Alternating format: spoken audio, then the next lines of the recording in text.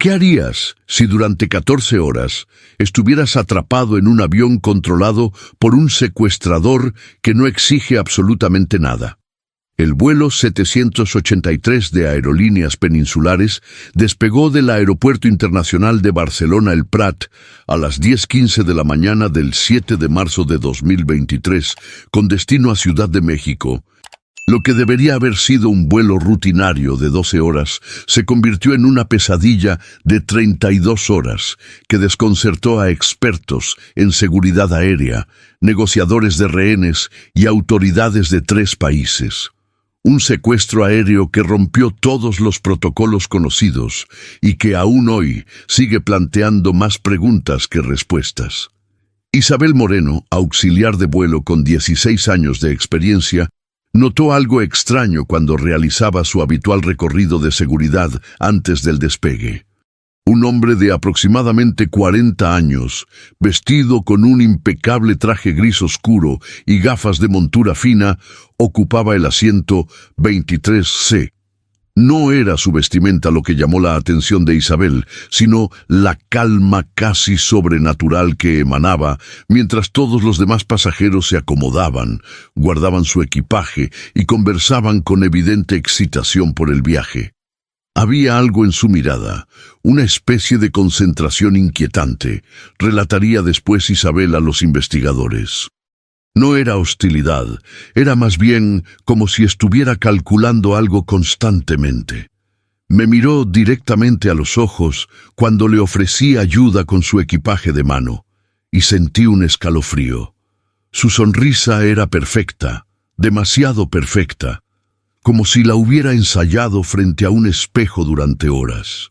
El hombre se había identificado en el mostrador de facturación como Javier Almeida, ciudadano español de 42 años, aunque más tarde se descubriría que esta identidad era completamente falsa. Las cámaras de seguridad del aeropuerto captaron su llegada 3 horas antes del embarque, tiempo durante el cual permaneció sentado en la zona de cafetería sin hablar con nadie, sin usar el teléfono, simplemente observando el movimiento de pasajeros y personal con una atención meticulosa. El despegue se desarrolló sin incidentes. El cielo sobre Barcelona lucía despejado y el pronóstico meteorológico para la ruta transatlántica era excelente. Los 237 pasajeros, 149 adultos, 72 niños y 16 bebés, se acomodaron para el largo viaje. Muchos desplegaron sus dispositivos electrónicos, otros comenzaron a hojear las revistas disponibles a bordo o simplemente cerraron los ojos buscando descansar antes del servicio de comidas. Eran las 11:42, aproximadamente 1 hora y media después del despegue, cuando el comandante Fernando Álvarez sintió un ligero golpecito en su hombro derecho. Al girarse, se encontró con el cañón de una pistola apuntándole directamente a la sien. El hombre del asiento 23C había logrado acceder a la cabina de pilotaje mediante un código de seguridad que, según todas las investigaciones posteriores, era imposible que conociera. No diga una palabra, comandante. No estoy aquí para hacerle daño a usted ni a nadie en este avión. Solo necesito que siga mis instrucciones exactamente como se las voy a dar. Fueron las primeras palabras del secuestrador, pronunciadas con un tono tranquilo y mesurado, como si estuviera dando indicaciones para llegar a una dirección en particular. El copiloto, Ramón Vázquez, intentó discretamente activar el código de alerta, pero el secuestrador, sin apartar la pistola de la cabeza del comandante, extendió su mano izquierda y desconectó el sistema con una precisión que denotaba un conocimiento profundo de los protocolos de aviación y de la disposición específica de los controles de ese modelo de avión, un Airbus A350-900. También sé cómo funciona el código 7500, dijo el hombre, refiriéndose al código internacional para alertar sobre un secuestro. Si alguno de ustedes intenta activarlo, tendré que tomar medidas que preferiría evitar. Les aseguro que mi objetivo no es causar daño, pero necesito que este avión permanezca bajo mi control durante las próximas horas. Lo más desconcertante para la tripulación fue la ausencia total de exigencias tradicionales. No pedía desviar el avión a alguna ubicación específica, no mencionaba rescates económicos, no hacía referencia a ninguna causa política o religiosa, ni siquiera parecía estar particularmente interesado en la identidad o el estatus de ninguno de los pasajeros a bordo. Su única instrucción inicial fue mantener el curso establecido hacia Ciudad de México, pero a una altitud ligeramente menor y a una velocidad reducida que extendería la duración del vuelo aproximadamente 2 horas más de lo previsto. Continuaremos comunicándonos normalmente con el control de tráfico aéreo, indicó el secuestrador.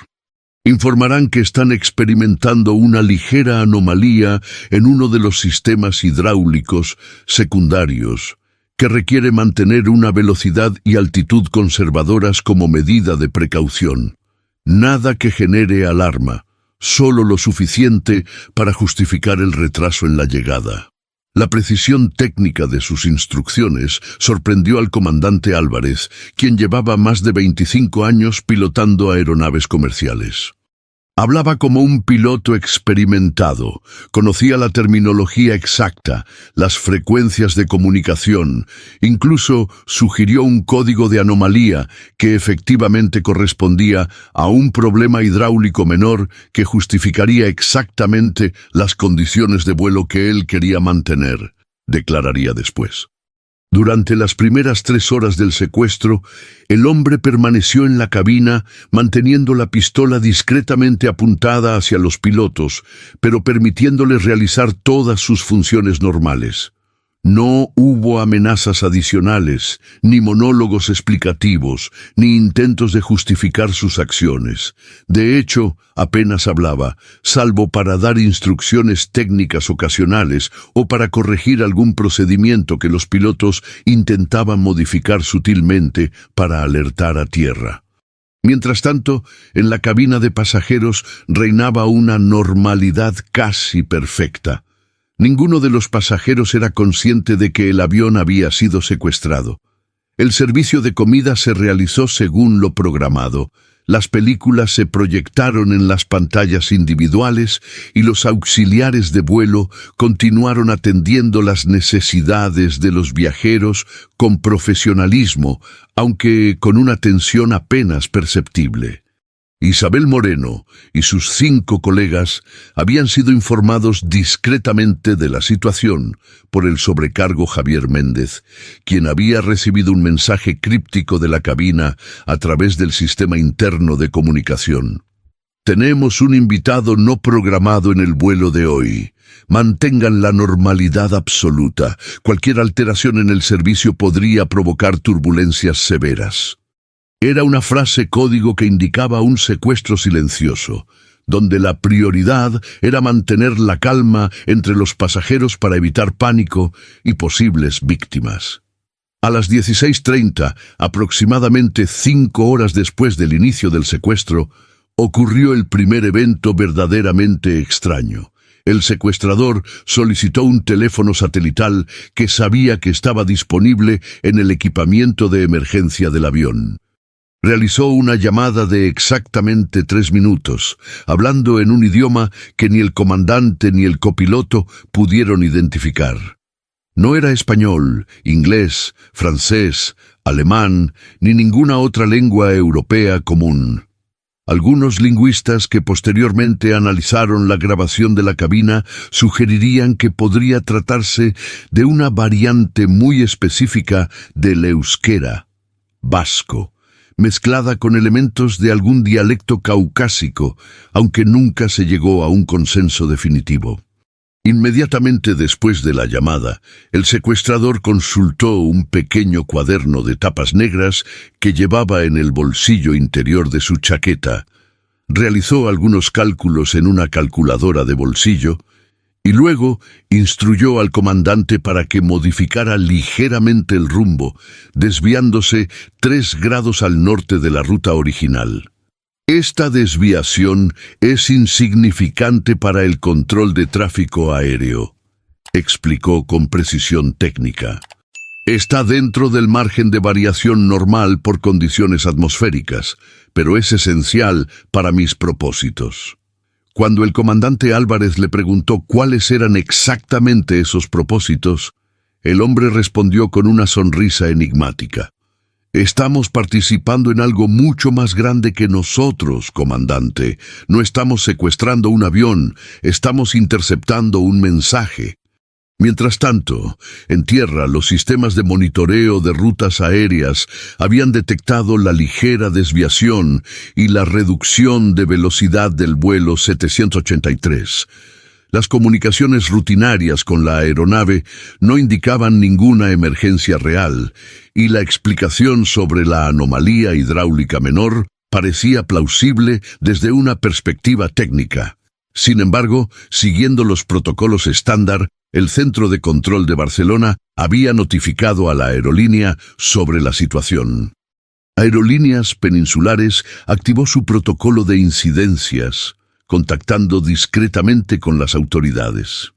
La desviación era mínima. La comunicación con la aeronave era normal. No había señales de alerta ni códigos de emergencia. Sin embargo, la combinación de varios factores pequeños, la reducción de velocidad, la altitud ligeramente menor, la desviación de 3 grados y, sobre todo, la explicación técnica demasiado perfecta generó suficientes sospechas como para iniciar un seguimiento especial del vuelo. A las 8 horas de vuelo, cuando el Airbus A350-900 sobrevolaba el océano Atlántico a mitad de camino entre Europa y América, el secuestrador realizó su segunda llamada mediante el teléfono satelital. Esta vez fueron exactamente 7 minutos de conversación en el mismo idioma no identificado. Durante la llamada, consultó repetidamente su cuaderno negro y la pantalla de navegación de la cabina, como verificando coordenadas o tiempos. Al finalizar, solicitó otro cambio de rumbo, esta vez 5 grados al sur, compensando parcialmente la desviación anterior. También pidió reducir aún más la velocidad, lo que extendería el tiempo de vuelo total en aproximadamente 3 horas adicionales. En 20 minutos exactos, indicó el secuestrador, atravesaremos un corredor aéreo específico que coincide con la trayectoria de otro vuelo que pasa muy por encima de nosotros, fuera de nuestro alcance visual. Ese es el momento crítico. El comandante Álvarez, desconcertado, pero intentando mantener la comunicación con el secuestrador para entender sus motivaciones, preguntó: ¿qué tiene de especial ese momento? ¿Qué espera conseguir? La respuesta fue críptica. En ese punto exacto del espacio y del tiempo, comandante, 2 mensajes se cruzan. Uno visible, transportado por ese avión que vuela a 42.000 pies sobre nosotros. Otro invisible, que interceptaremos nosotros. El universo tiene geometrías precisas que casi nadie comprende. Mientras el secuestrador hablaba, el comandante y el copiloto intercambiaron miradas de preocupación. Sus palabras sugerían algún tipo de delirio o trastorno mental, lo cual complicaba enormemente la situación. Un secuestrador con motivaciones políticas o económicas claras era peligroso, pero en cierta forma predecible. Alguien actuando bajo creencias delirantes era mucho más imprevisible y potencialmente más peligroso. Lo que ninguno de los 2 pilotos podía saber en ese momento era que el corredor aéreo mencionado por el secuestrador efectivamente coincidía con la ruta de otro vuelo, el AZ-745 de Alitalia, que volaba de Roma a Los Ángeles a una altitud muy superior. Tampoco podían saber que, precisamente a bordo de ese Alitalia, viajaba un diplomático italiano que transportaba un maletín con documentos codificados relacionados con una investigación internacional sobre lavado de dinero que implicaba a altos funcionarios de 3 países europeos y 2 latinoamericanos. Exactamente a las 20:17 hora de España, el vuelo 783 de Aerolíneas Peninsulares y el AZ-645 de Alitalia cruzaron sus rutas a diferentes altitudes, separados verticalmente por casi 4 kilómetros de espacio aéreo. Para cualquier observador, incluidos los sistemas de control de tráfico aéreo, no había nada remarcable en este cruce rutinario de trayectorias. Pero dentro de la cabina del vuelo secuestrado, el hombre conocido provisionalmente como Javier Almeida experimentó un cambio visible en su comportamiento. Por primera vez desde que había tomado el control de la aeronave, el secuestrador mostró signos de agitación. Sacó de su bolsillo un dispositivo del tamaño de un smartphone, pero con una configuración inusual. Tenía una pequeña pantalla circular y varias antenas retráctiles que desplegó inmediatamente. El aparato emitió un suave pitido intermitente que aumentaba su frecuencia a medida que el avión de Alitalia pasaba sobre ellos. «Perfecto», murmuró, mirando fijamente la pantalla del dispositivo. «La señal está siendo capturada». Durante los siguientes 4 minutos, el secuestrador permaneció absorto en el aparato, manipulando diferentes controles y tomando notas en su cuaderno negro. Su rostro reflejaba una intensa concentración mezclada con lo que parecía ser alivio. Cuando finalmente guardó el dispositivo, su expresión había vuelto a la calma imperturbable que lo caracterizaba. «Fase 1 completada», anunció, más para sí mismo que para los pilotos. «Ahora necesitamos mantener este rumbo exacto durante 43 minutos antes de realizar el próximo ajuste». El comandante Álvarez, intentando aprovechar este momento de aparente satisfacción del secuestrador, se aventuró a hacer más preguntas. «¿Puedo preguntarle qué acaba de conseguir? ¿Qué señal ha capturado?» El hombre lo miró con una expresión que combinaba diversión y condescendencia. «He interceptado una frecuencia de transmisión utilizada para comunicaciones diplomáticas encriptadas. El avión que acaba de pasar sobre nosotros transporta un emisor específico que, sin que sus ocupantes lo sepan, está enviando constantemente datos codificados. Mi dispositivo ha capturado parte de esa transmisión». «¿Es usted algún tipo de espía?», preguntó el copiloto Vázquez, incapaz de contener su curiosidad. La sonrisa del secuestrador se amplió ligeramente. «La palabra espía es romántica pero imprecisa, señor Vázquez. Digamos que soy un intermediario de información. La información es el verdadero poder en nuestro tiempo, no el dinero, no las armas. Quien controla ciertos tipos de información, controla las decisiones que dan forma al mundo». Esta breve apertura comunicativa del secuestrador ofrecía una oportunidad que el comandante no quiso desaprovechar. Con un tono deliberadamente casual, intentó indagar más. «¿Y qué hará con esa información que ha capturado? ¿A quién va destinada?» El hombre volvió a su expresión hermética. «La información tiene su propio destino, comandante. Yo solo soy un conducto, un punto en una red mucho más amplia. Cuando este vuelo termine, yo desapareceré y la información seguirá su camino». Mientras esta conversación tenía lugar en la cabina, en la sección de pasajeros comenzaban a surgir las primeras muestras de inquietud. El retraso acumulado ya era significativo, y algunos pasajeros con conexiones en Ciudad de México empezaban a preguntar a los auxiliares de vuelo sobre la situación. Isabel Moreno y sus colegas mantenían la compostura profesional, explicando que una pequeña anomalía técnica requería volar a velocidad reducida por precaución, pero que no había motivo de preocupación. Sin embargo, varios pasajeros habían notado los cambios de rumbo, por mínimos que fueran. Un profesor de física de la Universidad de Barcelona, Miguel Sáenz, que viajaba en clase ejecutiva, se acercó discretamente a Isabel. «Señorita, soy piloto aficionado y tengo una aplicación de seguimiento de vuelos en mi tablet», le comentó en voz baja. «Nuestro rumbo ha cambiado al menos 2 veces y estamos volando significativamente más lento de lo normal. ¿Hay algún problema que deberíamos conocer? Isabel, siguiendo el protocolo para situaciones de secuestro, mantuvo la calma. Le aseguro que todo está bajo control, señor Sáenz. El comandante está gestionando una pequeña anomalía en uno de los sistemas hidráulicos secundarios. Es solo una medida de precaución, pero agradecería que no comentara esto con otros pasajeros para evitar preocupaciones innecesarias. El profesor asintió, aunque su expresión denotaba que no estaba completamente convencido. Entiendo la necesidad de mantener la calma, pero si la situación cambia, espero que nos informen adecuadamente. Por supuesto, señor, respondió Isabel, consciente de la delicada línea que estaba caminando entre mantener la calma en la cabina y no mentir abiertamente a un pasajero perspicaz.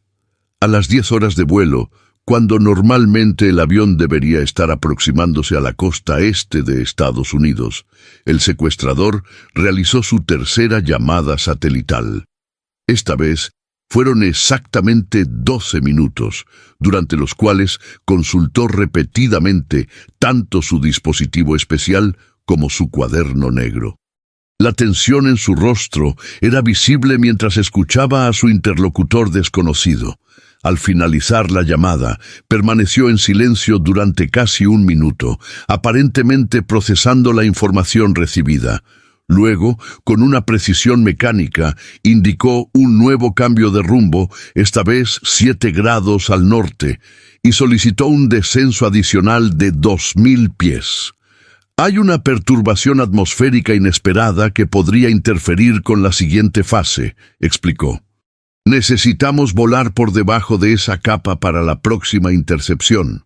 ¿Qué debo comunicar al control de tráfico aéreo sobre este cambio?, preguntó el comandante Álvarez, cada vez más preocupado por la acumulación de desviaciones que, aunque individualmente pequeñas, en conjunto ya representaban una alteración significativa de la ruta original. Informe que están encontrando turbulencia moderada y que el descenso es para comodidad de los pasajeros, respondió el secuestrador. También puede mencionar que están rodeando un sistema de tormentas, lo cual justificará el cambio de rumbo. El control de tráfico aéreo de Nueva York, que había tomado el relevo en el seguimiento del vuelo 783, recibió esta nueva comunicación con creciente escepticismo. Los sistemas meteorológicos no mostraban turbulencia significativa ni sistemas tormentosos en la ruta del avión. Esta discrepancia, sumada a los cambios previos y a la velocidad constantemente reducida, elevó el nivel de alerta. El supervisor de turno, Richard Donovan, con 30 años de experiencia en control aéreo, decidió elevar la situación a potencial emergencia no declarada. Sin activar alarmas públicas, estableció comunicación con los centros de mando de la Fuerza Aérea estadounidense y con el FBI, siguiendo el protocolo post-11 de septiembre para vuelos con comportamiento anómalo no explicados satisfactoriamente. Tenemos un Airbus A350 con matrícula española que lleva horas mostrando un patrón de vuelo inconsistente con sus comunicaciones, informó Donovan. Las explicaciones técnicas proporcionadas por la tripulación son plausibles individualmente, pero en conjunto presentan un cuadro que no coincide con nuestros datos meteorológicos ni con los patrones de vuelo esperados. Mientras tanto, en el avión, el secuestrador parecía cada vez más inmerso en un ritual incomprensible para los pilotos.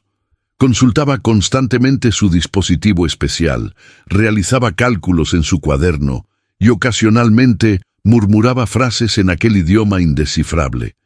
Su pistola permanecía visible, pero rara vez la empuñaba ya, como si estuviera tan absorto en su misión que casi olvidaba que estaba cometiendo un delito. A las 22:45, aproximadamente 12 horas después del despegue, cuando el avión debería estar preparándose para el descenso hacia Ciudad de México, el secuestrador anunció un cambio drástico en sus planes. Vamos a modificar nuestro destino, declaró con calma absoluta. Ya no aterrizaremos en Ciudad de México. Nuestro nuevo destino es el Aeropuerto Internacional de Las Vegas. Esta revelación impactó profundamente a la tripulación. Un cambio de destino a otro país representaba una complicación diplomática y logística enorme, además de un problema grave para los pasajeros que esperaban llegar a México. «Eso es imposible», respondió el comandante Álvarez con firmeza. «No tenemos autorización para aterrizar en Las Vegas. No hemos presentado plan de vuelo para ese destino, y además, muchos pasajeros no tendrán los documentos necesarios para ingresar a Estados Unidos». El secuestrador lo miró con una expresión inamovible. «Comandante, aprecio su preocupación por los aspectos burocráticos, pero mi decisión no es negociable. En exactamente 7 horas interceptaremos otra señal crucial sobre el espacio aéreo de Nevada. Para ese momento necesitamos estar precisamente a 15,000 pies sobre las coordenadas que le proporcionaré. Después de esa intercepción, podremos aterrizar en Las Vegas». 7 horas más, intervino el copiloto Vázquez, visiblemente alarmado. «Eso llevaría nuestro tiempo total de vuelo a más de 19 horas. Estamos llegando al límite de nuestras reservas de combustible. He calculado con precisión el consumo de combustible basándome en nuestra velocidad reducida y altitud», respondió el secuestrador con inquietante serenidad. «Tenemos suficiente para completar la misión y aterrizar con el mínimo de reserva reglamentaria. Mis cálculos son exactos». Lo más perturbador para los pilotos era que, efectivamente, los cálculos del secuestrador parecían correctos. Su conocimiento técnico sobre la aeronave, el consumo de combustible y las rutas aéreas era extraordinariamente preciso. Esto reforzaba la teoría de que podría tratarse de un piloto profesional o alguien con extensa formación en aviación. Mientras esta conversación tenía lugar en la cabina, la situación en la sección de pasajeros comenzaba a deteriorarse. El retraso acumulado ya era imposible de ocultar, y varios pasajeros habían comenzado a utilizar el sistema de entretenimiento a bordo para consultar la posición del avión, descubriendo que estaban significativamente fuera de la ruta esperada. El profesor Sáenz, cada vez más preocupado, volvió a abordar a Isabel Moreno. «Señorita, según mi aplicación, estamos volando sobre territorio estadounidense y alejándonos de México. Esto ya no parece una simple anomalía técnica. ¿Qué está pasando realmente?». Isabel, atrapada entre su deber profesional y la creciente presión de los pasajeros, tomó una decisión crucial. «Profesor, necesito que confíe en mí. La situación está siendo gestionada por el comandante. Por la seguridad de todos, le pido que mantenga la calma y ayude a tranquilizar a otros pasajeros, si es necesario. Le prometo que en cuanto sea posible, recibirán información completa». El profesor, percibiendo la tensión en el rostro de Isabel, comprendió la gravedad subyacente. «Entiendo», respondió en voz baja. «Cuente conmigo para mantener la calma».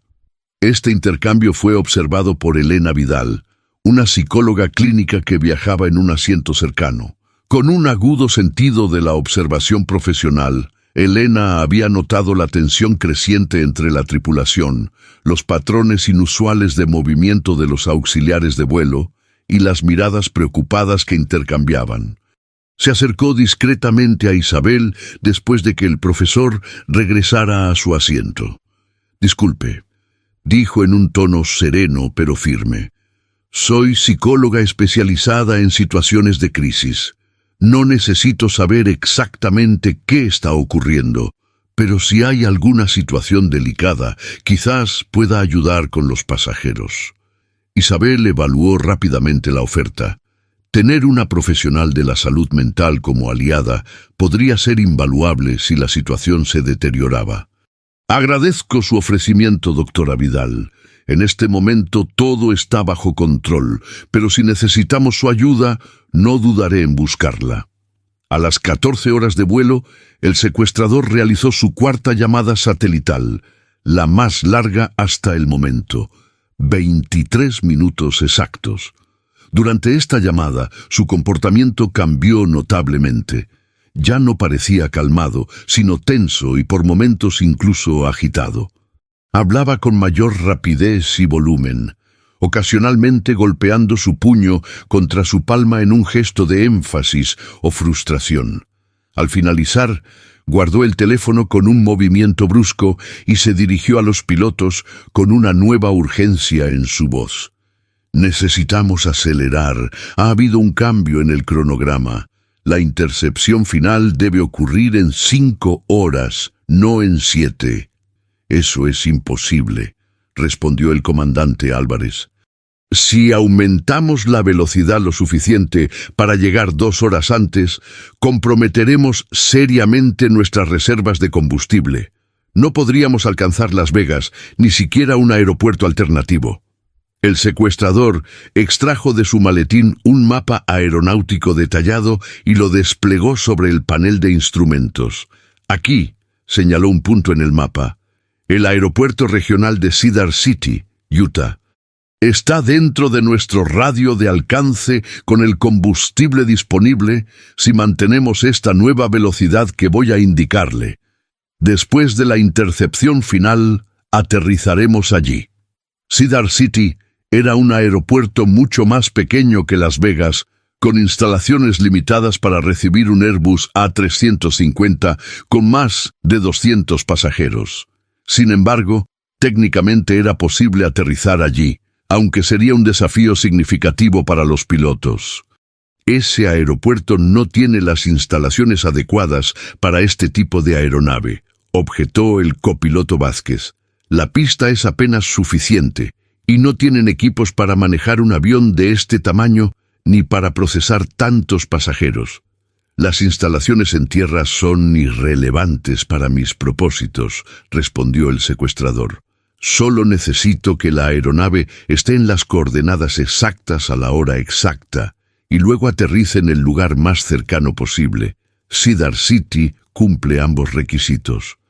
A estas alturas, los pilotos estaban cada vez más convencidos de que estaban tratando con alguien con un trastorno mental severo, posiblemente con delirios paranoides elaborados. Sin embargo, la precisión técnica del secuestrador y su aparente conocimiento de aviación sugería algo más complejo que un simple brote psicótico. El comandante Álvarez, intentando ganar tiempo y posiblemente obtener más información, propuso una alternativa. Si realmente necesitamos estar en esas coordenadas a esa hora específica, quizás podríamos considerar Salt Lake City como alternativa. Está a una distancia similar de las coordenadas que mencionó, tiene mejores instalaciones y nos daría un margen de seguridad mayor para el combustible. Por primera vez, el secuestrador pareció considerar genuinamente una sugerencia de los pilotos. Consultó sus mapas, realizó algunos cálculos rápidos y finalmente asintió. Salt Lake City es aceptable, siempre que podamos hacer un circuito de espera sobre estas coordenadas exactas durante 27 minutos antes de proceder al aterrizaje. Esta pequeña concesión fue interpretada por el comandante como una señal positiva. Si el secuestrador estaba dispuesto a negociar aspectos de su plan, quizás había espacio para una resolución menos peligrosa de la situación. Mientras tanto, en tierra, la situación había escalado significativamente.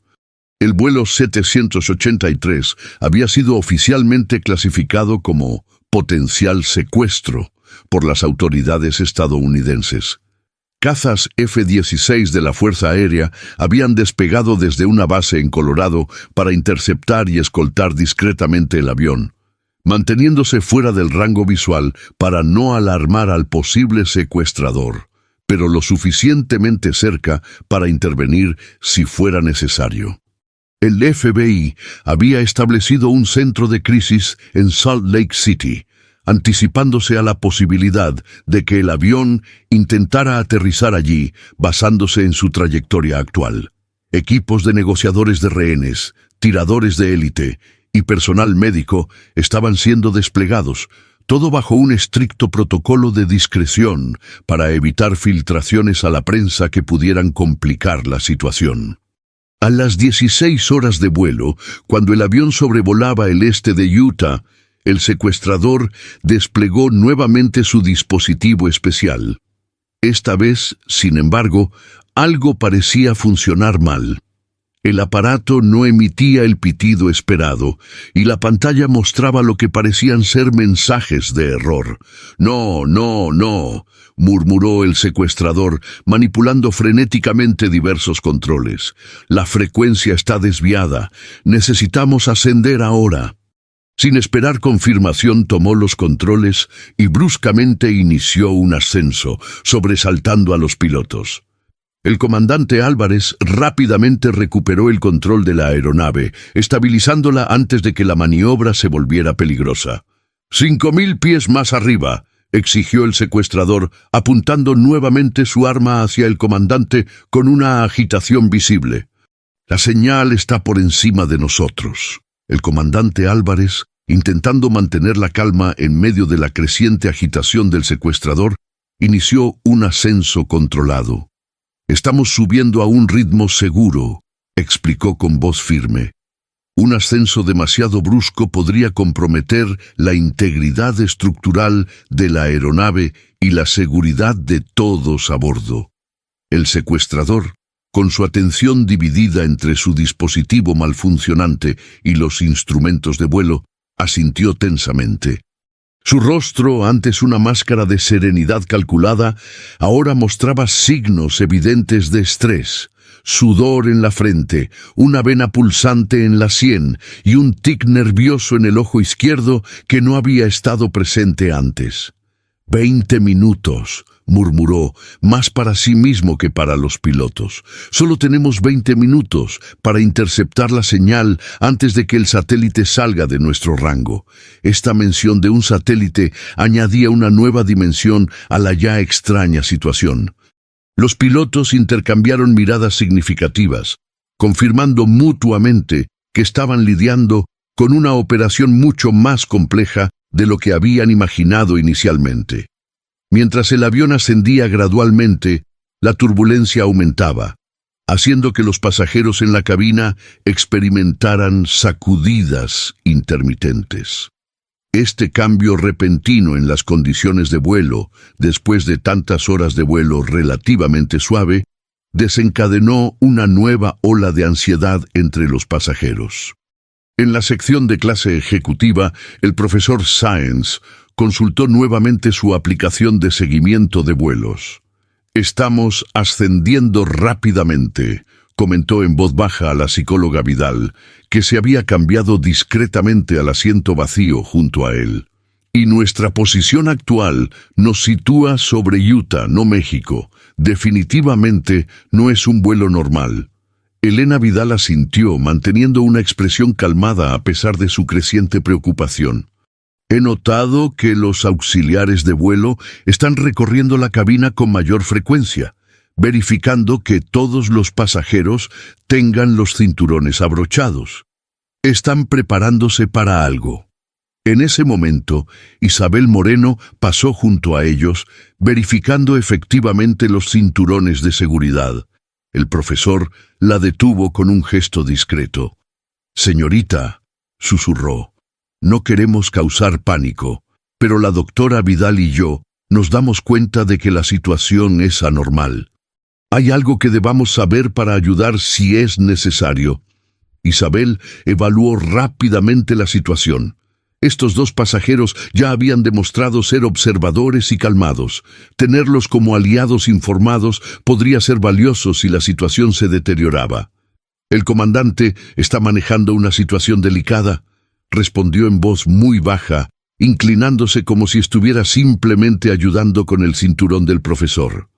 «Les agradecería si pudieran ayudar a mantener la calma entre los pasajeros cercanos, si notan signos de pánico. No puedo decir más en este momento». Ambos pasajeros asintieron con expresión seria, comprendiendo la gravedad implícita en sus palabras. Isabel continuó su recorrido, pero ahora con la seguridad de tener al menos 2 aliados entre los pasajeros. En la cabina, el secuestrador había conectado su dispositivo especial a un pequeño satélite portátil que extrajo de su maletín. La combinación de ambos aparatos parecía funcionar mejor, emitiendo ahora pitidos regulares que aumentaban en frecuencia a medida que el avión continuaba su ascenso. «Ahí está», murmuró con satisfacción cuando el avión alcanzó los 33.000 pies. «La señal está estabilizándose». Durante los siguientes 15 minutos, el secuestrador permaneció absolutamente concentrado en su equipo, ajustando ocasionalmente pequeños controles y consultando una serie de códigos que aparecían en la pantalla. Su expresión oscilaba entre la intensa concentración y breves momentos de satisfacción, como si estuviera recibiendo confirmación de que sus acciones estaban produciendo los resultados deseados. Mientras tanto, invisibles para quienes estaban a bordo del vuelo 783, 2 F-16 de la Fuerza Aérea estadounidense mantenían una vigilancia discreta a varios kilómetros de distancia. Los pilotos militares habían recibido órdenes estrictas de no acercarse lo suficiente para ser vistos desde las ventanillas del avión comercial, pero mantenerse preparados para cualquier eventualidad. Halcón 1 a base. Mantenemos visual del objetivo a distancia segura, informaba periódicamente el líder del escuadrón. El Airbus continúa en ascenso controlado, sin maniobras erráticas, esperando instrucciones. A las 17:42 de vuelo, el dispositivo del secuestrador emitió un sonido prolongado y luego se apagó. El hombre respiró profundamente, con una expresión de profundo alivio. «Completado», anunció, guardando cuidadosamente el equipo en su maletín. «La intercepción final ha sido exitosa. Ahora podemos proceder al aterrizaje en Salt Lake City». El comandante Álvarez, que había estado monitoreando constantemente los niveles de combustible con creciente preocupación, aprovechó esta aparente conclusión de la misión del secuestrador para plantear una preocupación crítica.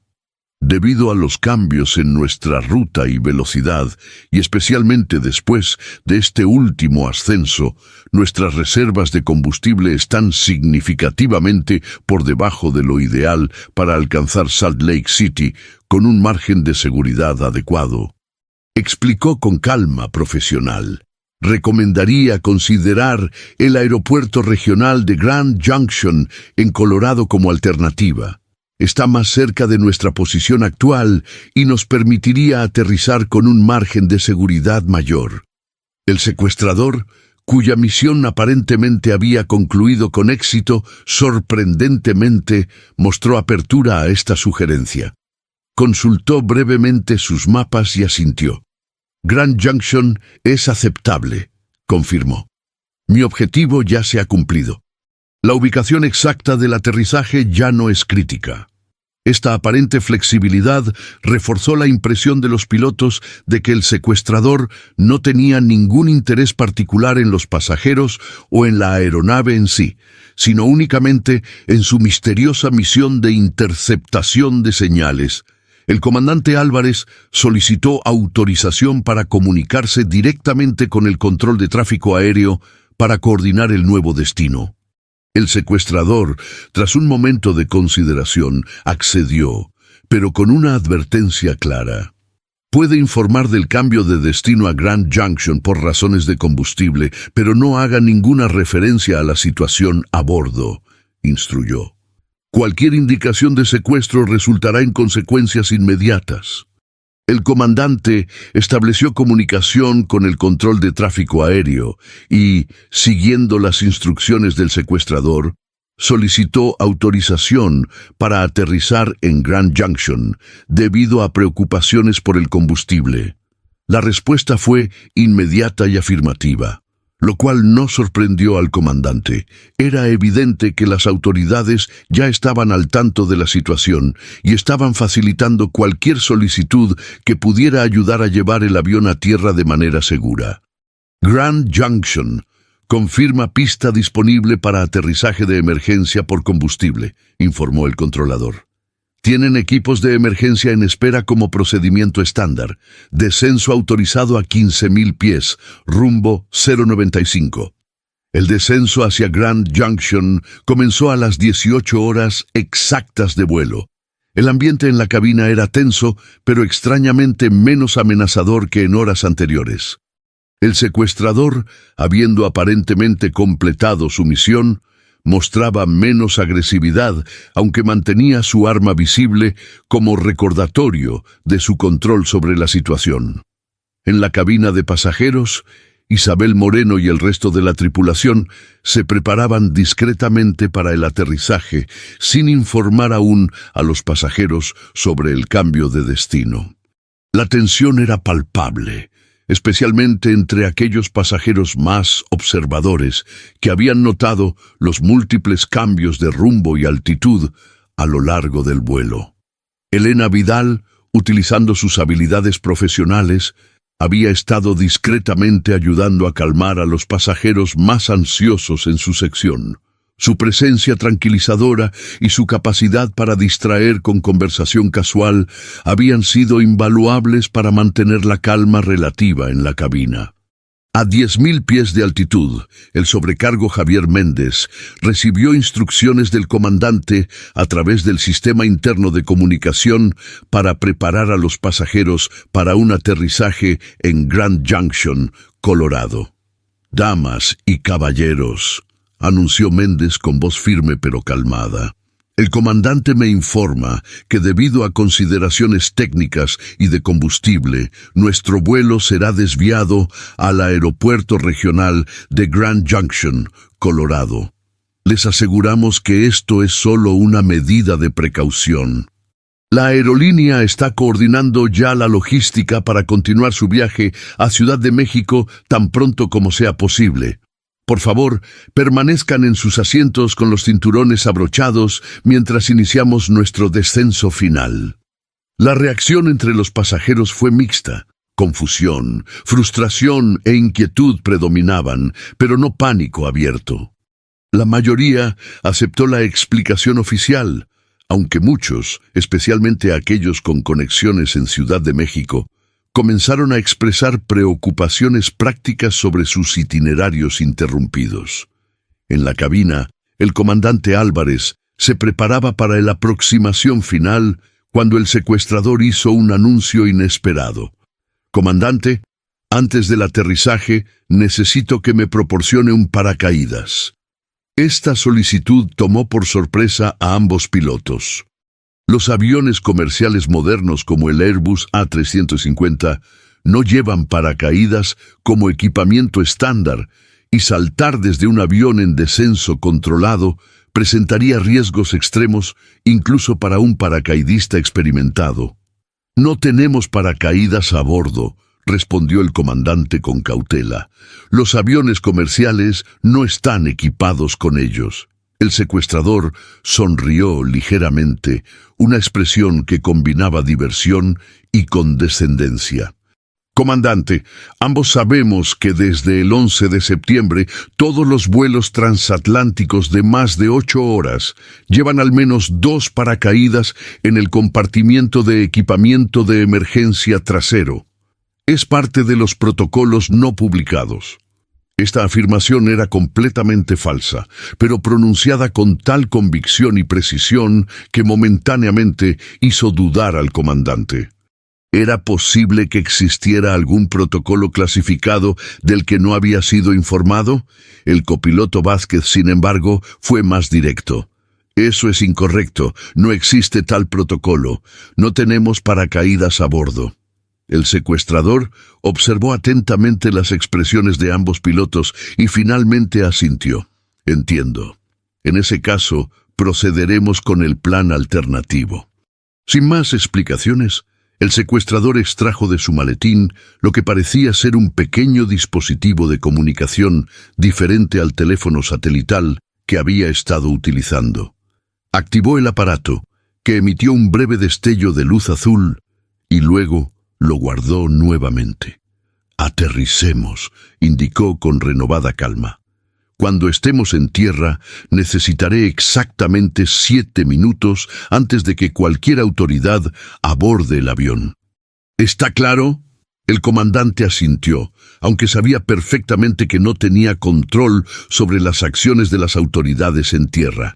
Era casi seguro que equipos especiales abordarían el avión inmediatamente después del aterrizaje, independientemente de cualquier solicitud que él pudiera transmitir.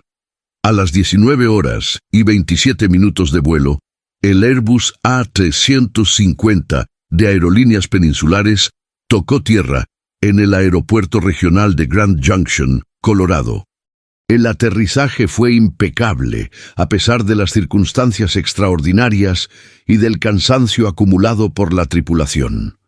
Mientras el avión rodaba hacia la posición asignada en la pista, lejos de la terminal principal, el secuestrador se mantuvo sorprendentemente sereno.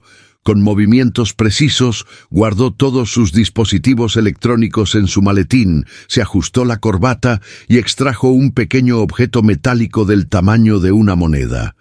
«Ha sido un placer volar con ustedes, caballeros», comentó con un tono casi cordial. «Lo que va a suceder en los próximos minutos puede parecer confuso, pero les aseguro que no hay motivo de alarma. Nadie resultará herido». Antes de que los pilotos pudieran responder, el secuestrador presionó el pequeño objeto metálico que emitió un breve destello. Simultáneamente, todas las luces de la cabina parpadearon por un instante y los sistemas electrónicos no esenciales experimentaron una breve interrupción antes de reiniciarse automáticamente. «Un pequeño pulso electromagnético localizado», explicó el secuestrador. «Nada serio, solo lo suficiente para crear una breve confusión en los sistemas de vigilancia externos». Efectivamente, en los vehículos policiales y de emergencia que rodeaban la pista, varios equipos electrónicos experimentaron interferencias momentáneas. Las cámaras térmicas utilizadas para monitorear la situación dentro del avión mostraron brevemente pantallas en blanco, y algunos sistemas de comunicación sufrieron interrupciones de señal. Aprovechando estos cruciales segundos de confusión, el secuestrador abrió la puerta de la cabina y, con sorprendente agilidad, se deslizó hacia la sección de pasajeros. Los auxiliares de vuelo, siguiendo el protocolo para situaciones de secuestro, habían mantenido a todos los pasajeros en sus asientos con los cinturones abrochados, incluso después del aterrizaje. Isabel Moreno, posicionada cerca de la puerta de la cabina, fue la primera en ver al secuestrador emergiendo. Contrario a lo que podría esperarse, el hombre no mostró su arma, ni hizo ningún gesto amenazante hacia los pasajeros. En lugar de eso, se movió con precisión calculada hacia la sección media del avión, donde se encontraba uno de los baños. Lo que sucedió a continuación desconcertaría a investigadores y expertos en seguridad durante años. El secuestrador entró en el baño y, según los testimonios de los pasajeros sentados en las filas cercanas, permaneció allí durante exactamente 2 minutos. Cuando la puerta del baño se abrió nuevamente, quien emergió no era el hombre del traje gris. En su lugar apareció lo que parecía ser un anciano de unos 70 años, con cabello blanco ralo, gruesas gafas, bastón y una visible dificultad para caminar. Vestía un suéter beige, desgastado y pantalones holgados. Este hombre avanzó lentamente por el pasillo, aparentemente confundido, murmurando disculpas a los pasajeros mientras se dirigía hacia la parte trasera del avión. En la confusión de los primeros momentos después del aterrizaje, con la tripulación dividiendo su atención entre las instrucciones del comandante, la preparación para la evacuación y la observación de los vehículos de emergencia que rodeaban el avión, este anciano aparentemente desorientado no despertó sospechas inmediatas. Mientras tanto, las fuerzas especiales del FBI se preparaban para abordar el avión. El protocolo estándar indicaba esperar a que el avión se detuviera completamente, que los motores se apagaran y que se estableciera contacto con la tripulación antes de proceder. Estos valiosos minutos de espera, combinados con la interferencia electrónica causada por el dispositivo del secuestrador, crearon una ventana de oportunidad crítica. A las 19:34, exactamente 7 minutos después del aterrizaje, como había solicitado el secuestrador, los equipos del FBI abordaron el avión simultáneamente por las puertas delantera y trasera. Lo que encontraron fue una situación desconcertante. No había señales del secuestrador descrito por la tripulación.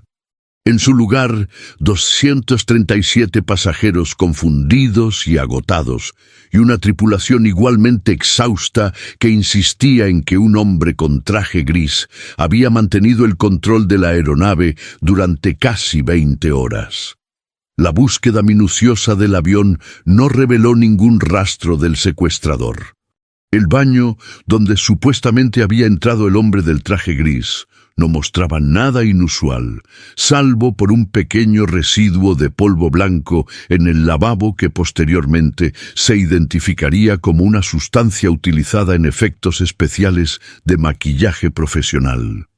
En medio de la confusión y las primeras entrevistas a los pasajeros, nadie prestó atención especial al anciano de bastón y suéter beige que, mezclado con otros pasajeros, fue evacuado y llevado a la terminal para ser procesado junto con todos los demás.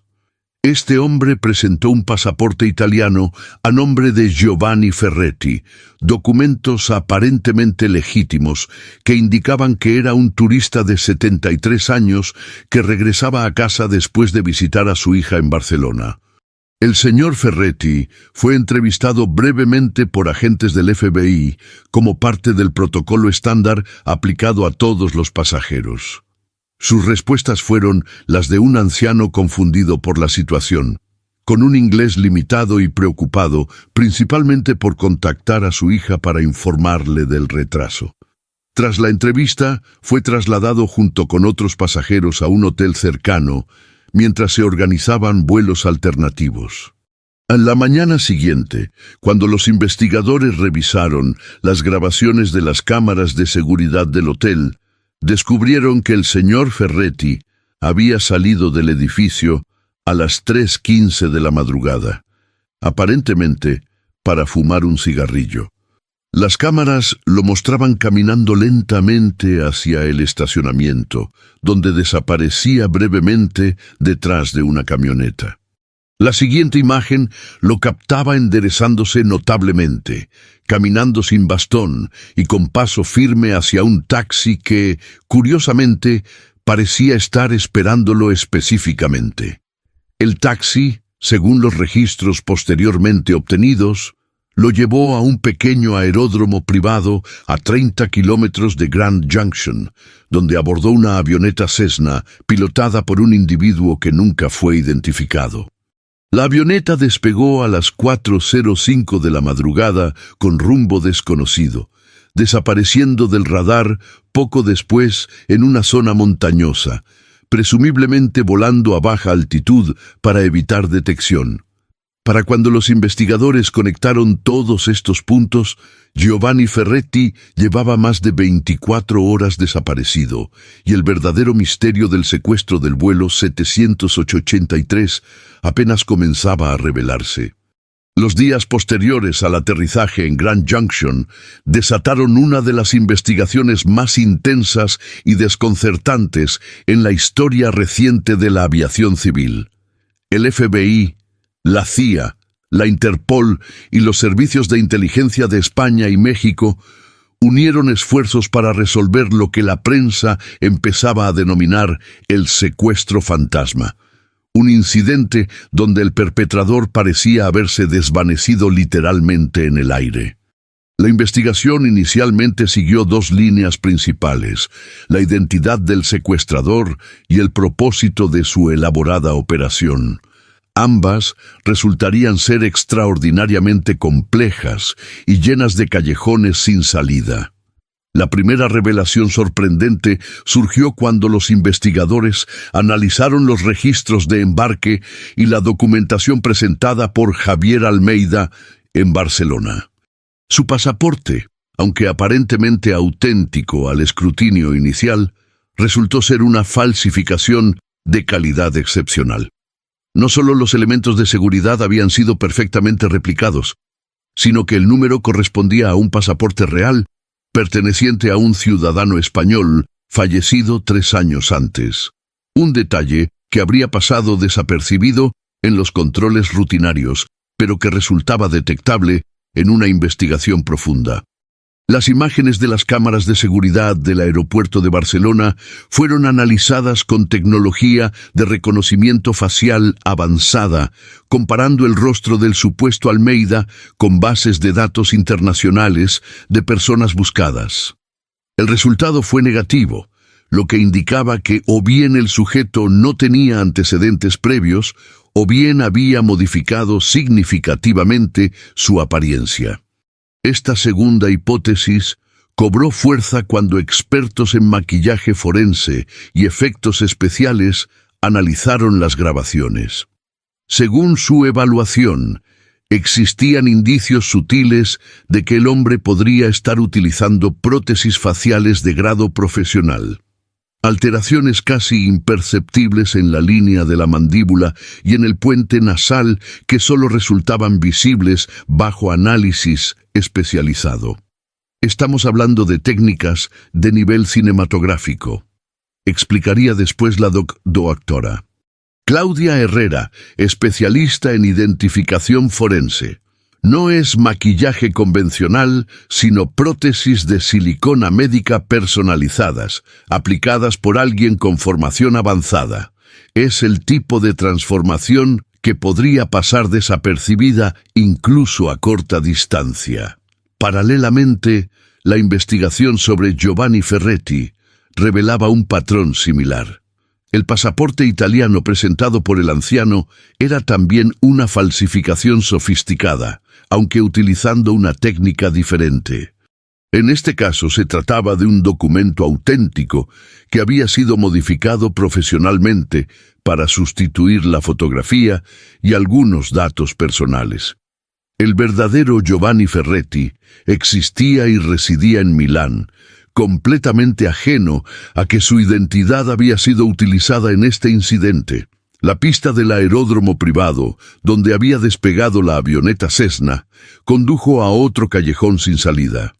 La instalación operaba con personal mínimo durante la noche y el único empleado presente declaró que había recibido una reserva anticipada para un vuelo privado a primera hora de la mañana, aparentemente legítima y procesada a través de los canales habituales.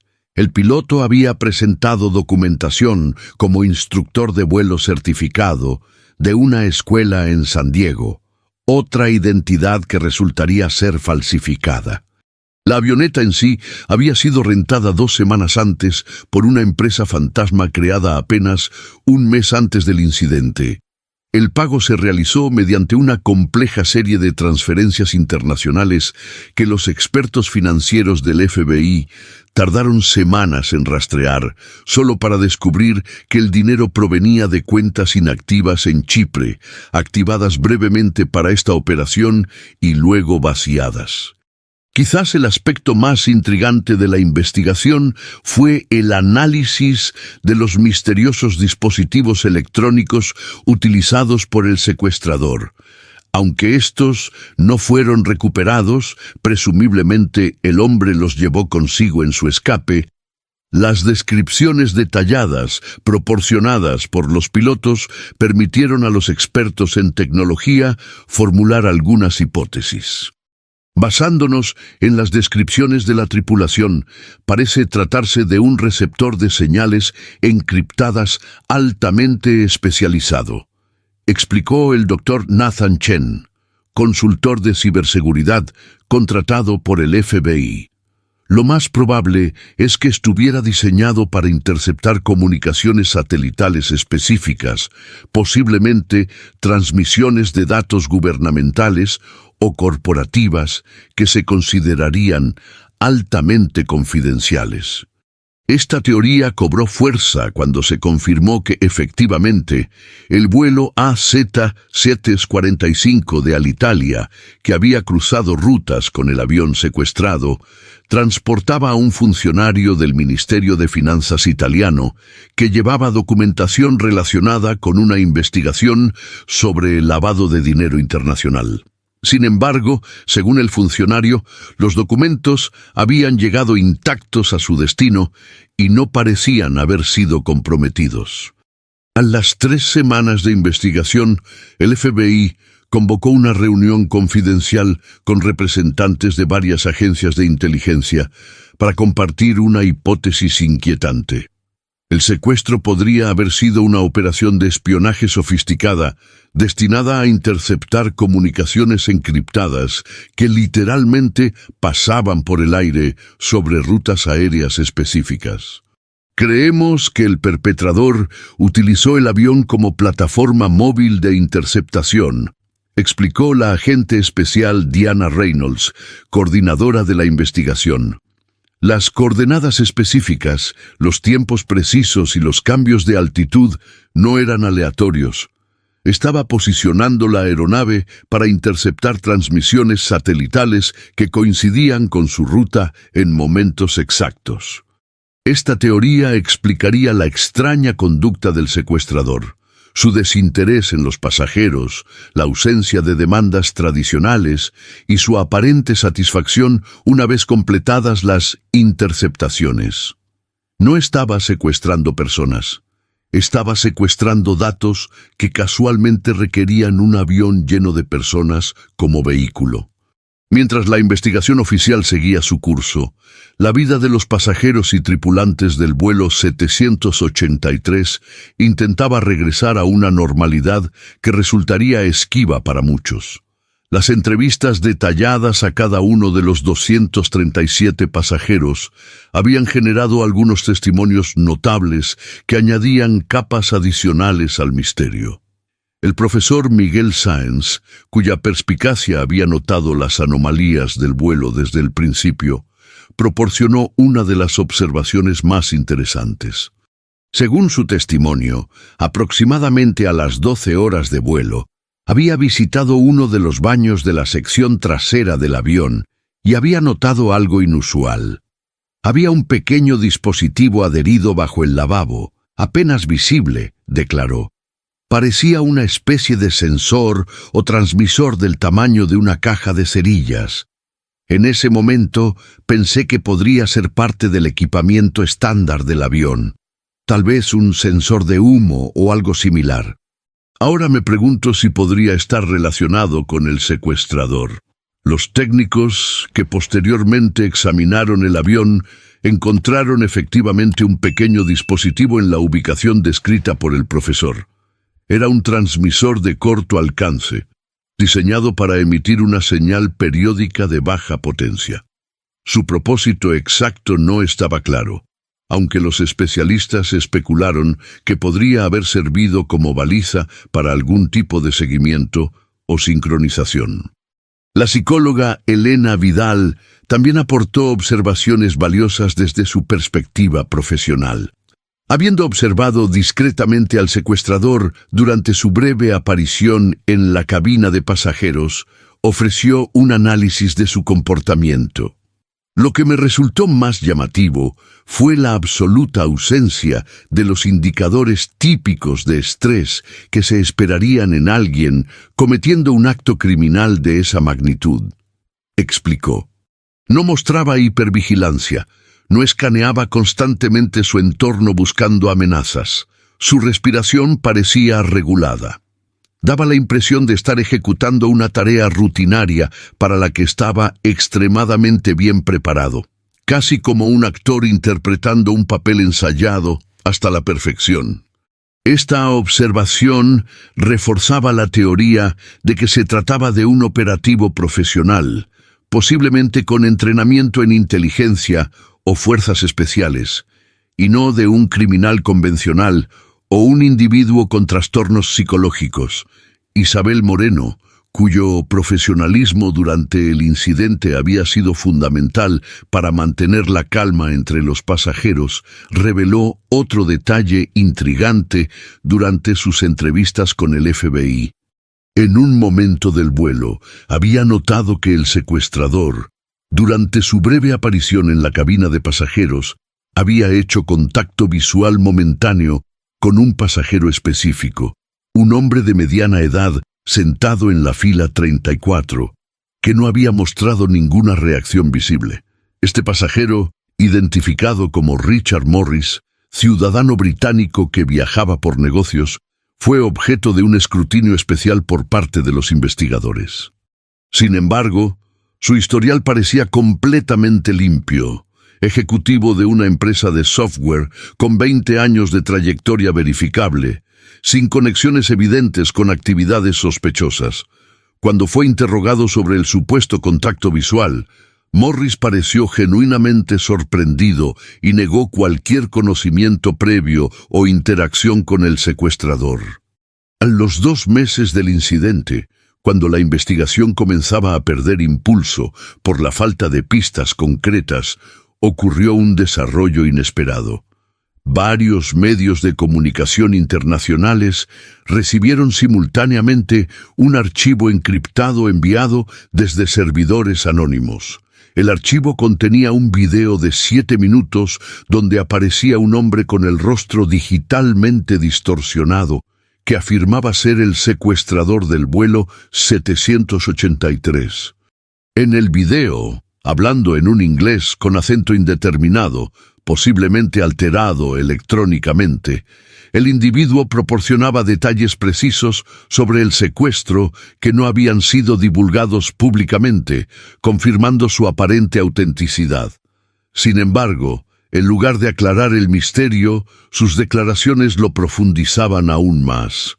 El secuestro del vuelo 783 no fue un acto criminal, sino una necesidad operativa para una misión de seguridad global, afirmaba la figura borrosa. Las intercepciones realizadas durante ese vuelo permitieron obtener pruebas críticas de una conspiración que amenazaba la estabilidad económica de múltiples naciones. La información obtenida ha sido entregada a las autoridades competentes a través de canales seguros. Los detalles se harán públicos cuando sea seguro hacerlo. El video continuaba con una afirmación aún más desconcertante.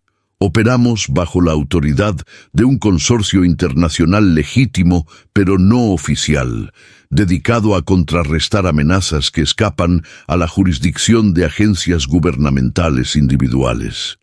No somos criminales ni terroristas, somos la última línea de defensa cuando los canales oficiales están comprometidos. Las agencias de investigación recibieron el video con escepticismo, considerándolo potencialmente una elaborada estrategia de desinformación.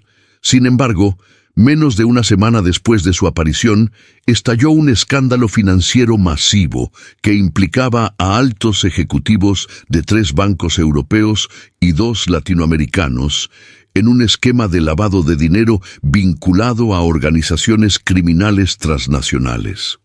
La coincidencia era demasiado precisa para ser ignorada, especialmente considerando que los documentos que destaparon el escándalo habían sido enviados anónimamente a fiscalías de 5 países diferentes, aparentemente provenientes de la misma fuente. Más sorprendente aún, algunos de estos documentos contenían información que coincidía con los archivos que supuestamente transportaba el diplomático italiano a bordo del vuelo de Alitalia, que había cruzado rutas con el avión secuestrado.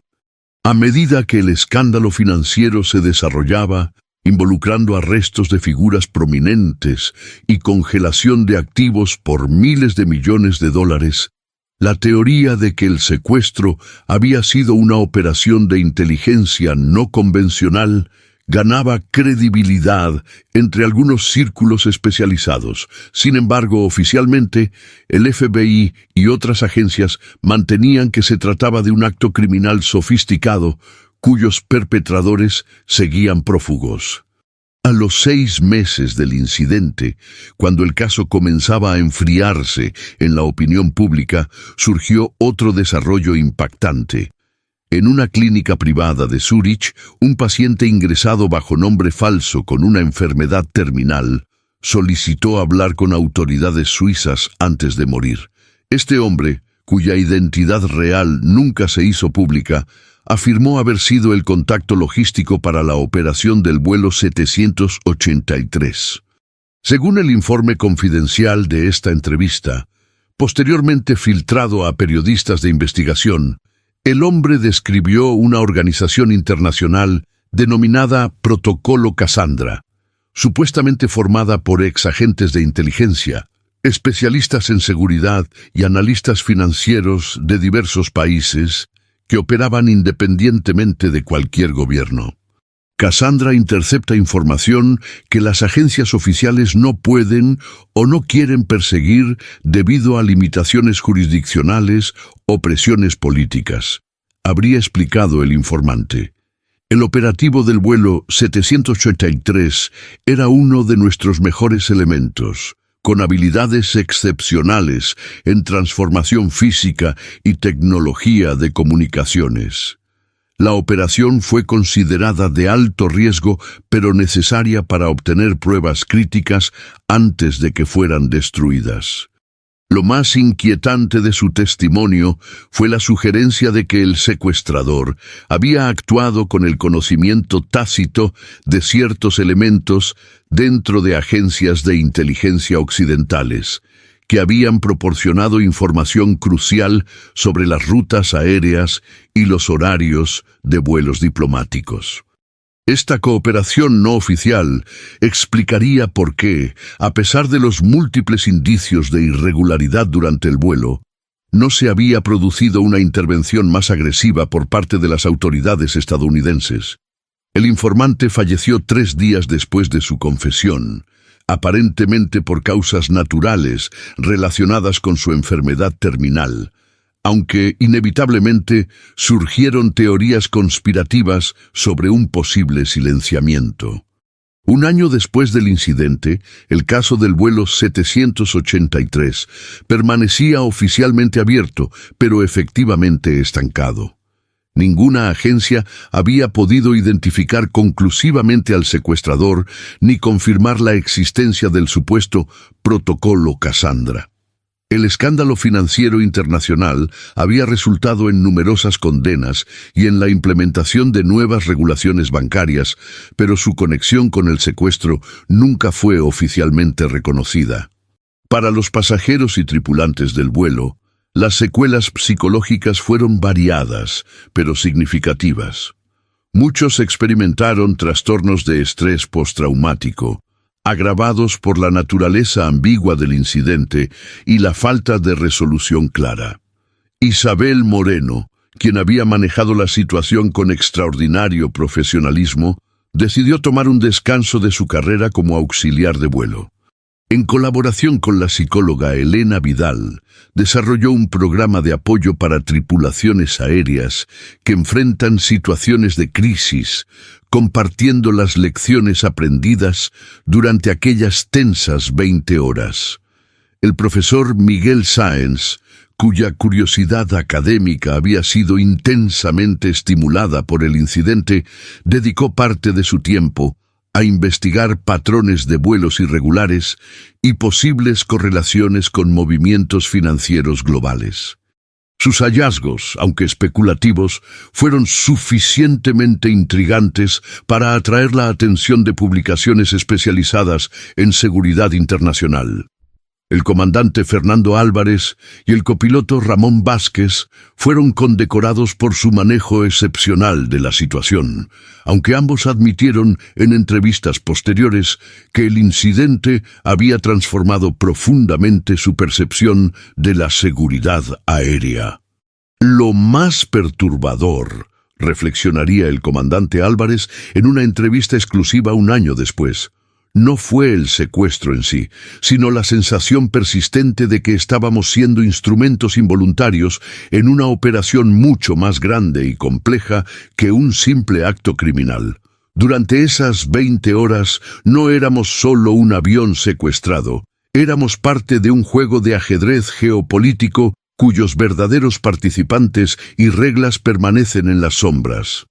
El misterio del vuelo 783 gradualmente se transformó en material de documentales especulativos, libros de investigación y teorías conspirativas en Internet. Para algunos, representaba un inquietante ejemplo de cómo la línea entre la actividad criminal y las operaciones de inteligencia puede volverse peligrosamente difusa en un mundo globalizado. Para otros, era simplemente el crimen perfecto, un elaborado secuestro aéreo ejecutado sin violencia, del cual el perpetrador escapó sin dejar rastro y posiblemente nunca buscando beneficio personal. Quizás lo más desconcertante para los investigadores fue la absoluta ausencia de antecedentes similares o incidentes posteriores que pudieran atribuirse al mismo modus operandi o a la misteriosa organización Cassandra. El secuestro del vuelo 783 permanecía como un caso único, un elaborado rompecabezas con piezas faltantes cruciales que impedían ver la imagen completa. Mientras tanto, en algún lugar del mundo, un hombre con extraordinaria capacidad para transformar su apariencia y desaparecer sin rastro, posiblemente continuaba con su labor clandestina, interceptando comunicaciones que pasaban invisibles por el aire, participando en una guerra de información de la que el público general apenas percibía fragmentos ocasionales, cuando escándalos como el destapado tras el vuelo 783 llegaban a los titulares. El mensaje cifrado del secuestrador había sido entregado. Las consecuencias continuaban desarrollándose en oficinas gubernamentales, salas de juntas corporativas y terminales de computadoras seguras, lejos de la vista pública y de las investigaciones oficiales que, gradualmente, archivaban el caso bajo la frustrante categoría de no resuelto. 5 años después del incidente del vuelo 783, la vida había seguido su curso para la mayoría de los involucrados. El caso permanecía técnicamente abierto en los archivos del FBI, pero había sido relegado a la categoría de inactivo, revisitado ocasionalmente por agentes novatos o cuando algún detalle, en otros casos, sugería una posible conexión. Para el mundo exterior, era principalmente un fascinante misterio sin resolver, ocasionalmente mencionado en programas televisivos sobre conspiraciones o crímenes perfectos. Sin embargo, en una lluviosa tarde de noviembre de 2028, Isabel Moreno recibió una llamada que reavivó abruptamente el pasado que había intentado procesar y superar. La exauxiliar de vuelo, que ahora dirigía su propio programa de entrenamiento en manejo de crisis para personal de aerolíneas en Madrid, escuchó una voz que le resultaba vagamente familiar. «Señorita Moreno, lamento contactarla de esta manera», dijo la voz masculina en un español fluido, pero con un ligero acento indeterminado. «Soy un antiguo pasajero, asiento 42B del vuelo 783. Necesito hablar con usted sobre algo que he descubierto. Es importante y potencialmente peligroso». El asiento 42B había estado ocupado por Thomas Klein, un empresario alemán que, según recordaba Isabel, había permanecido notablemente tranquilo durante todo el incidente, casi al punto de parecer desinteresado. No había destacado en ninguna de las entrevistas posteriores, ni había participado en los grupos de apoyo formados por pasajeros y tripulantes tras el suceso. Intrigada pero cautelosa, Isabel acordó encontrarse con Klein en un concurrido café del Museo Reina Sofía, un lugar público donde se sentiría segura. Al día siguiente, mientras esperaba en la terraza del café, observó aproximarse a un hombre que solo vagamente recordaba de aquel vuelo. Cabello castaño entrecano, complexión mediana, rostro anodino que podría perderse fácilmente entre la multitud. «Gracias por venir», dijo el hombre, sentándose frente a ella. «Lo que voy a contarle sonará increíble, pero tengo pruebas. He pasado 3 años investigando lo que realmente ocurrió en ese vuelo, y hace 6 meses encontré algo que cambió todo». Klein, si ese era realmente su nombre, abrió discretamente un portafolio y extrajo una tablet con pantalla de alta seguridad que impedía la visualización lateral. En ella mostró a Isabel una serie de documentos, capturas de pantalla y fotografías. «Trabajo para una firma de ciberseguridad especializada en amenazas a infraestructuras financieras», explicó. «Un proyecto reciente nos dio acceso a servidores comprometidos donde encontramos referencias encriptadas a algo llamado Operación Tránsito Aéreo. Al profundizar, descubrí conexiones directas con nuestro vuelo. Las imágenes que mostraba incluían fragmentos de lo que parecían ser comunicaciones internas entre miembros de un grupo identificado como Consorcio Cassandra, la misma organización mencionada por el informante terminal en Zúrich años atrás. Los documentos sugerían una operación mucho más amplia de lo que cualquiera había sospechado. «El secuestro no fue un incidente aislado», continuó Klein, bajando la voz, aunque el ruido ambiente del café proporcionaba suficiente cobertura.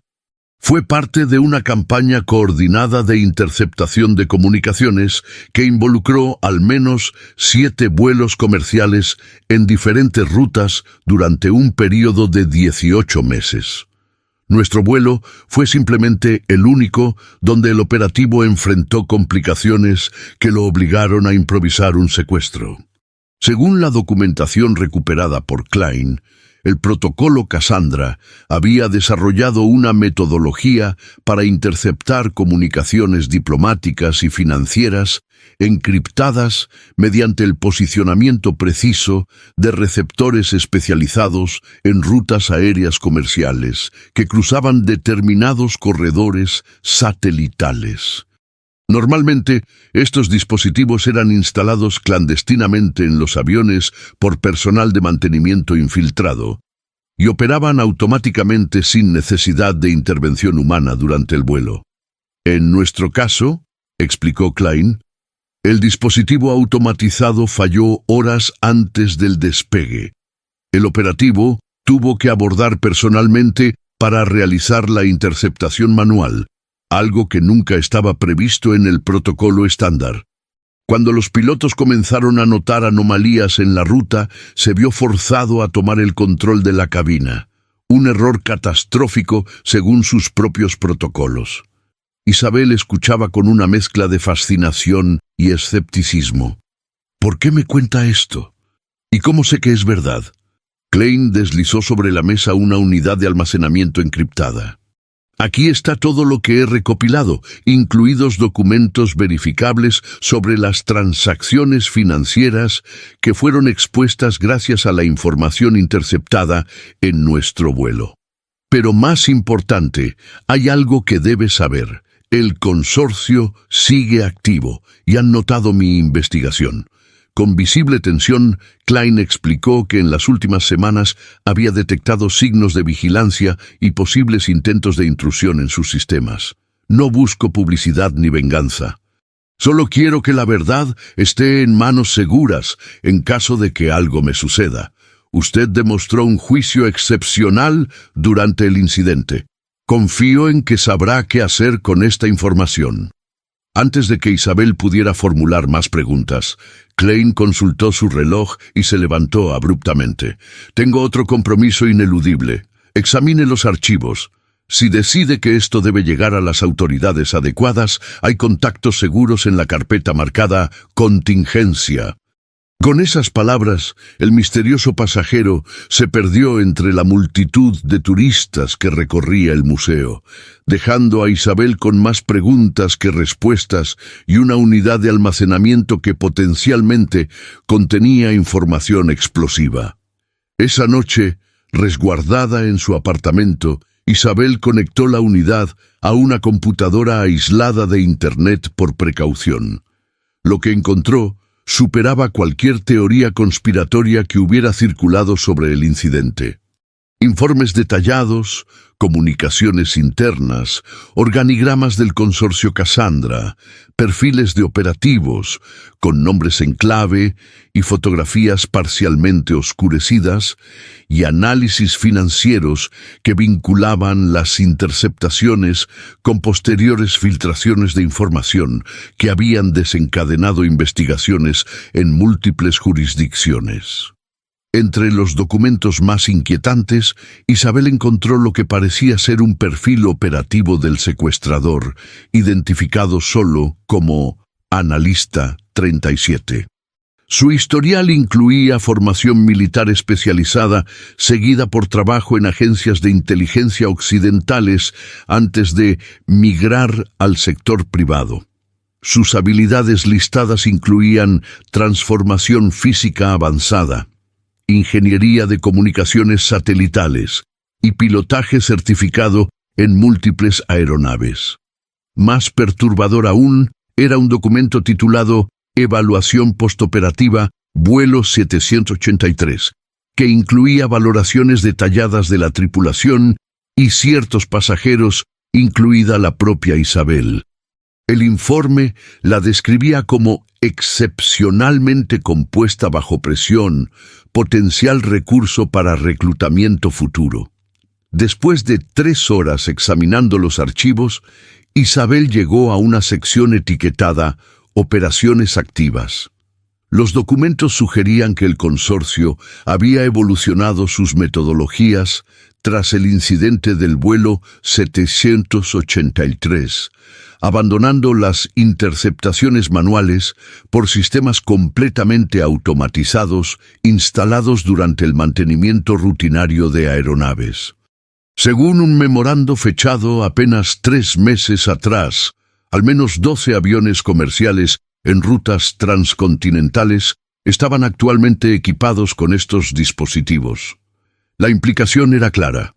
La operación que había resultado en el dramático secuestro de su vuelo 5 años atrás no solo continuaba, sino que se había expandido significativamente, operando completamente bajo el radar de las agencias oficiales de seguridad aérea. Isabel enfrentaba un dilema ético y práctico monumentales.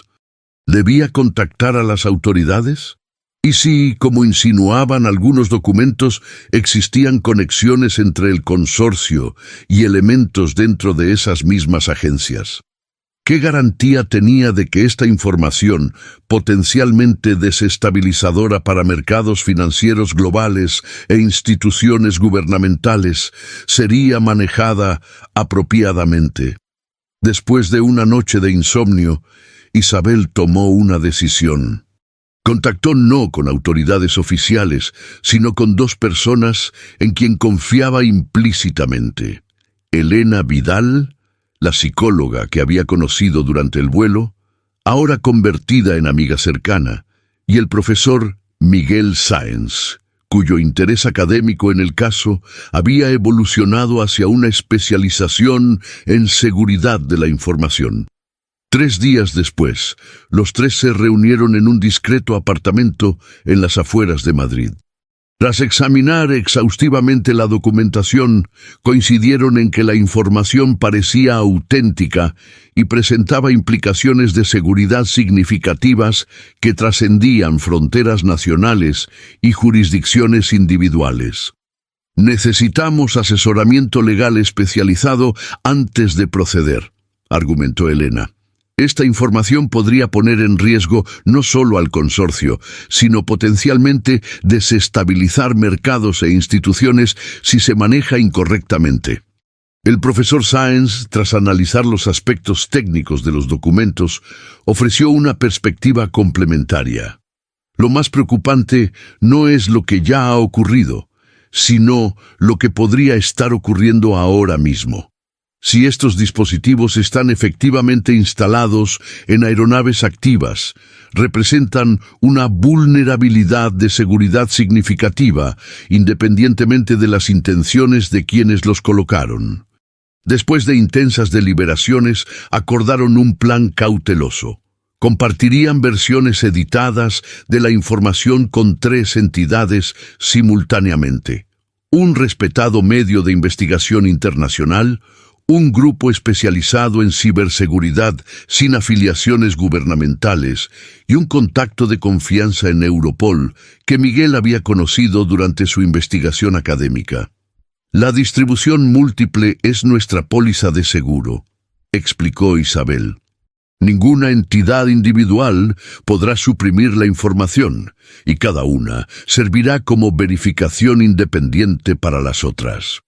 En las semanas siguientes, mientras el plan se ponía en marcha con meticulosa discreción, Isabel no pudo evitar reflexionar sobre cómo un aparentemente aleatorio encuentro a 35.000 pies de altura había alterado irrevocablemente el curso de su vida.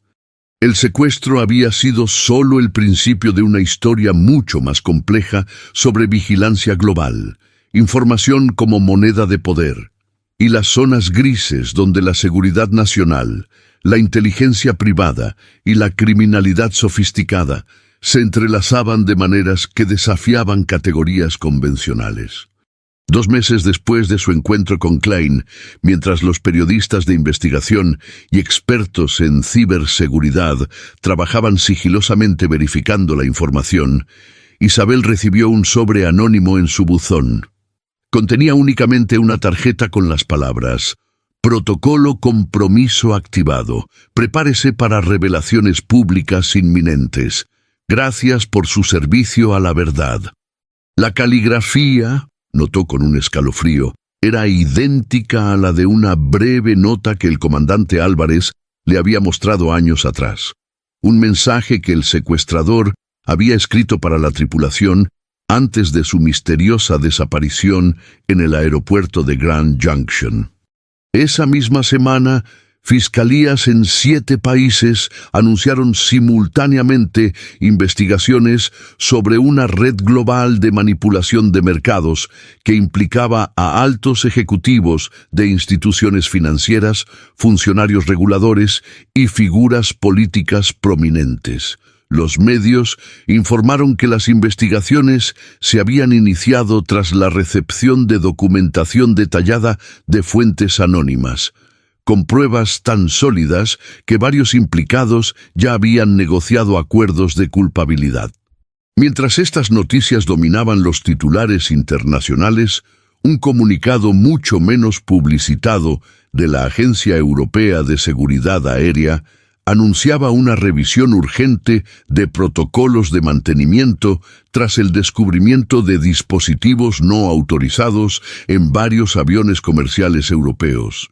El comunicado, deliberadamente vago, mencionaba posibles vulnerabilidades de privacidad sin detallar la verdadera naturaleza o capacidades de los dispositivos encontrados. Para Isabel, estos desarrollos confirmaban la autenticidad de la información recibida de Klein, pero también planteaban nuevas preguntas inquietantes. ¿Había sido el propio Klein un operativo del consorcio, utilizándola como conducto para filtrar información que el grupo quería hacer pública por razones estratégicas? ¿O era realmente un denunciante actuando por conciencia personal? ¿Y dónde estaba ahora? Sus reflexiones fueron interrumpidas por una llamada de Elena Vidal. «Enciende la televisión», dijo su amiga con urgencia. «Canal Internacional, está comenzando ahora». Isabel sintonizó justo a tiempo para ver el inicio de un especial de investigación titulado «Cassandra, La Red Invisible. El programa, fruto de una colaboración entre 3 prestigiosos medios internacionales, prometía revelar la existencia de una organización global sin precedentes que opera en los intersticios del espionaje estatal, la vigilancia corporativa y la justicia extrajudicial. Los primeros minutos del documental incluían una recreación del secuestro del vuelo 783, presentándolo como el primer indicio público de las operaciones de Cassandra. A continuación, periodistas especializados en seguridad e inteligencia explicaban cómo esta misteriosa organización había estado interceptando comunicaciones confidenciales durante años, aparentemente para exponer actividades financieras ilícitas que escapaban a la regulación convencional. En un segmento particularmente impactante, el programa mostraba entrevistas anónimas con supuestos exmiembros del consorcio. Uno de ellos, con voz distorsionada y filmado en silueta, ofrecía una justificación de sus actividades. Las élites financieras y políticas han creado sistemas de comunicación y transacción que existen completamente fuera del alcance de las leyes nacionales y los organismos reguladores. Utilizan el espacio aéreo internacional, satélites privados y protocolos encriptados para mover información y capital más allá de cualquier jurisdicción. Cassandra simplemente creó herramientas para monitorear esos mismos espacios no regulados. No somos criminales, somos el contrapeso necesario en un sistema desequilibrado. Mientras observaba el programa desarrollarse, Isabel experimentó una mezcla de vindicación y alarma. La verdad, o al menos una versión de ella, estaba finalmente emergiendo. Sin embargo, las implicaciones completas permanecían turbadoramente ambiguas. ¿Era Cassandra un vigilante justiciero en un mundo financiero corrupto? ¿O representaba una peligrosa forma de poder extrajudicial sin rendición de cuentas? El documental concluía con una serie de preguntas provocativas sobre el futuro de la privacidad, la regulación financiera y la seguridad en un mundo donde las fronteras tradicionales entre lo estatal, lo corporativo y lo clandestino se habían vuelto irremediablemente difusas. El mensaje final resonaba profundamente con las reflexiones de Isabel durante los últimos 5 años.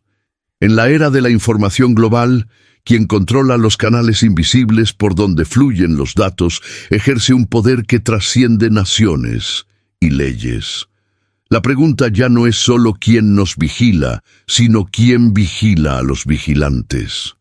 En los días siguientes, mientras la historia dominaba ciclos informativos y generaba debates acalorados sobre ética, vigilancia y rendición de cuentas, Isabel recibió una última comunicación relacionada con el misterio que había definido su vida profesional.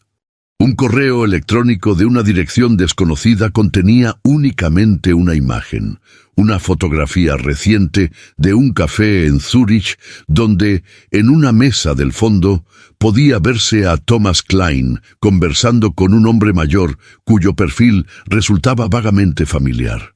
Analizando cuidadosamente la imagen, Isabel reconoció con asombro al anciano con suéter beige que había emergido del baño del avión 5 años atrás. La última transformación conocida del secuestrador antes de su desaparición. El asunto del correo contenía una simple frase: los mensajes más importantes siguen viajando por el aire, invisibles para quienes no saben dónde mirar. Isabel nunca volvió a recibir comunicación de Klein ni de nadie relacionado con Cassandra. El escándalo financiero revelado por las filtraciones resultó en reformas regulatorias significativas y numerosos procesos judiciales, aunque inevitablemente algunos de los implicados más poderosos lograron evadir consecuencias sustanciales. Los dispositivos de interceptación fueron removidos de las aeronaves identificadas y los protocolos de seguridad en mantenimiento aeronáutico se reforzaron globalmente. El misterioso protocolo Cassandra se desvaneció nuevamente en las sombras, sin dejar claro si había sido desmantelado por la exposición pública o simplemente había evolucionado hacia nuevas metodologías aún más discretas. Ocasionalmente surgían rumores en círculos especializados sobre operaciones similares en otros contextos, redes marítimas de comunicación, infraestructuras de fibra óptica submarina, estaciones espaciales comerciales, pero ninguno con la contundencia documentada del caso del vuelo 783. Para Isabel Moreno, la experiencia transformó definitivamente su comprensión del mundo interconectado en que vivimos. Su programa de entrenamiento para personal de aerolíneas evolucionó para incluir módulos sobre seguridad informática y protección de datos, reconociendo que las amenazas modernas trascendían los paradigmas convencionales de seguridad física. En colaboración con Elena Vidal y Miguel Sáenz, estableció una pequeña fundación dedicada a promover la transparencia en sistemas financieros globales y a educar al público sobre privacidad digital. Su experiencia directa con el caso Cassandra les proporcionaba una perspectiva única sobre cómo la información, su recopilación, transmisión y utilización se había convertido en el nuevo campo de batalla para poder e influencia en el siglo XXI. En sus conferencias, Isabel frecuentemente concluía con una reflexión que capturaba la esencia de lo aprendido a través de su extraordinaria experiencia. El secuestrador del vuelo 783 nos enseñó que en nuestro mundo hiperconectado, a veces lo más valioso no son las personas, los objetos o incluso el dinero, sino los datos que fluyen invisiblemente a nuestro alrededor. Vivimos rodeados de conversaciones silenciosas entre satélites, servidores y dispositivos que configuran nuestras realidades económicas y políticas. Comprender quién controla esos flujos de información y con qué propósito es quizás el desafío más crucial de nuestra era. El mensaje cifrado del secuestrador había sido finalmente descifrado, no como un acto criminal convencional, sino como un capítulo revelador en la evolución de la vigilancia y el espionaje en la era digital, donde las batallas más consecuentes se libran no con armas tradicionales, sino con algoritmos, interceptores de señales y transformaciones de identidad, que permiten a operativos invisibles navegar entre los intersticios de nuestros sistemas aparentemente seguros. Mientras tanto, en algún lugar del mundo, un hombre con extraordinaria capacidad para transformar su apariencia y manipular tecnologías de comunicación avanzadas posiblemente continuaba su labor, interceptando mensajes cifrados que viajan por el aire, participando en una guerra de información invisible para la mayoría, pero cuyos resultados eventualmente emergen a la superficie, transformando economías, derribando poderosos y reconfigurando silenciosamente las reglas del juego global. ¿Te ha gustado esta historia intrigante sobre el mensaje cifrado del secuestrador? Si te fascinó este relato de espionaje moderno, interceptación de comunicaciones y misterios en pleno vuelo, no te pierdas nuestras próximas publicaciones. Suscríbete a nuestro canal para recibir más historias como esta que mezclan suspense, tecnología y conspiraciones globales. Cada semana compartimos nuevos relatos que te mantendrán al borde de tu asiento. Déjanos en los comentarios ¿qué parte de esta historia te pareció más sorprendente y qué otros temas te gustaría que exploráramos en futuras narraciones? Tu opinión nos ayuda a crear contenido que realmente te atrape. Activa las notificaciones para no perderte ninguna de nuestras fascinantes historias basadas en incidentes aéreos operaciones encubiertas y los secretos que viajan invisibles a miles de pies de altura.